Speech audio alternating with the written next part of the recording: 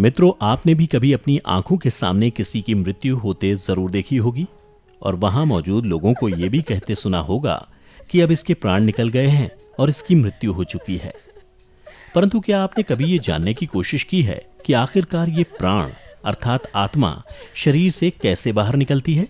यदि नहीं तो कोई बात नहीं, हमारी आज की इस वीडियो में आपको इस प्रश्न का उत्तर जरूर मिल जाएगा, जिसका वर्णन गरुड़ पुराण में किया गया है। नमस्कार मित्रों, स्वागत है आपका एक बार फिर द डिवाइन टेल्स पर। मित्रों, जैसा कि आप सभी जानते ही हैं, मृत्यु मनुष्य के जीवन का वो कड़वा सच है जिसे बड़े से बड़ा ज्ञानी भी स्वीकार नहीं करना चाहता, जबकि वह जानता है कि एक दिन सभी की मृत्यु होना तय है। और जो मनुष्य इस सच को स्वीकार कर लेता है वह बुद्धिमान कहलाता है। तो चलिए अब जानते हैं कि आत्मा शरीर से कैसे बाहर निकलती है और इसके पीछे की प्रक्रिया क्या है। गरुड़ पुराण के 9वें अध्याय में वर्णन किया गया है कि मनुष्य के मुख, दोनों नेत्र, दोनों नासिका रंध्र तथा दोनों कान, ये 7 ऐसे छिद्र अर्थात द्वार बताए गए हैं जिनमें से किसी एक द्वार से सुकृति अर्थात पुण्यात्मा के प्राण निकलते हैं। अपान अर्थात गुदा से बाहर निकलने वाली वायु से मिले हुए प्राण जब पृथक हो जाते हैं तब प्राण वायु सूक्ष्म होकर शरीर से बाहर निकलती है।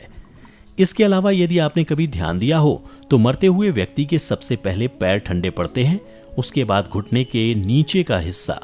ऐसे करते करते उस व्यक्ति का पूरा शरीर ठंडा पड़ने लगता है, मानो जैसे ऊर्जा सिमट रही हो, और अंततः ये संपूर्ण चेतना सिमटती हुई एक चक्र पर आकर एकत्र हो जाती है, जिस चक्र पर आप सबसे ज्यादा जिए हैं। जैसे कि ध्यानियों की ऊर्जा मुख्य रूप से ज्ञान चक्र से निकलती है, और इसके विपरीत जो लोग अपनी पूरी जिंदगी ध्यान से दूर रहे हैं और जिन्होंने अपना संपूर्ण जीवन खान पान और सांसारिक सुख के लोभ में ही बिता दिया हो, ऐसे मनुष्य के प्राण मणिपुर चक्र से निकलते हैं।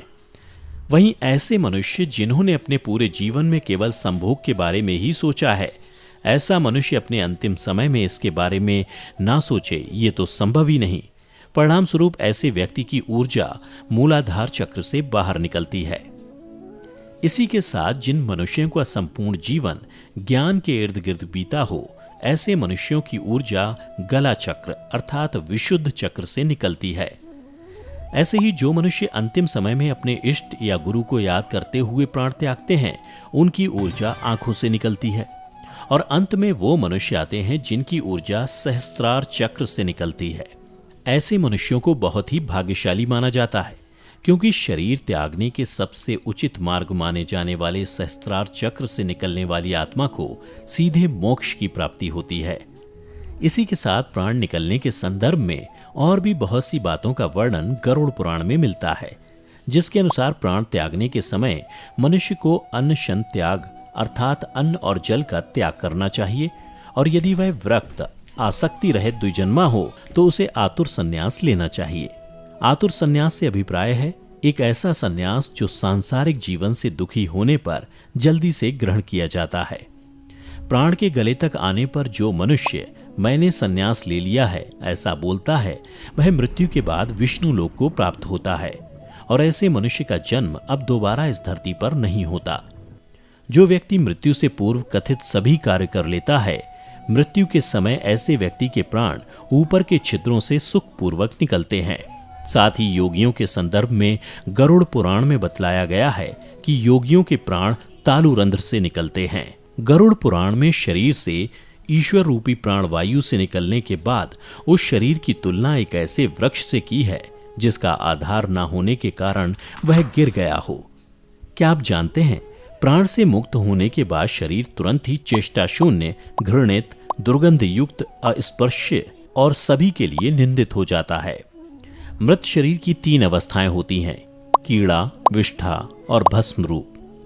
इसे आप ऐसे समझ सकते हैं, मृत शरीर में कीड़े पड़ते हैं, वो मल के समान दुर्गंध युक्त हो जाता है और अंततः चिता में जलकर भस्म हो जाता है। इसलिए क्षण भर में नष्ट होने वाले इस शरीर पर गर्व करना अनुचित है। मृत्यु के पश्चात पंचभूतों से निर्मित इस शरीर का पृथ्वी तत्व पृथ्वी, जल तत्व जल, तेजस तत्व तेज और वायु तत्व वायु में लीन हो जाता है। परंतु सभी प्राणियों के शरीर में स्थित सर्वव्यापी शिव स्वरूप और जगत साक्षी आत्मा ही एकमात्र ऐसी चीज है जो कि अजर अमर है, जिसका कोई अंत नहीं है। जो एक शरीर को त्याग कर दूसरे शरीर में प्रवेश कर लेती है। मृत व्यक्ति के शरीर से निकली ये आत्मा अपने पुराने शरीर से निकलकर अपने कर्म कोश में इकट्ठा हुए कर्मों द्वारा निर्मित नए शरीर में प्रवेश करती है। गरुड़ पुराण में इस तथ्य को कुछ इस प्रकार समझाया गया है, जैसे एक घर के जल जाने पर उसमें रहने वाला व्यक्ति जाकर दूसरे नए घर में रहने लगता है, उसी प्रकार आत्मा भी पुराना शरीर छोड़कर नया शरीर ग्रहण कर लेती है।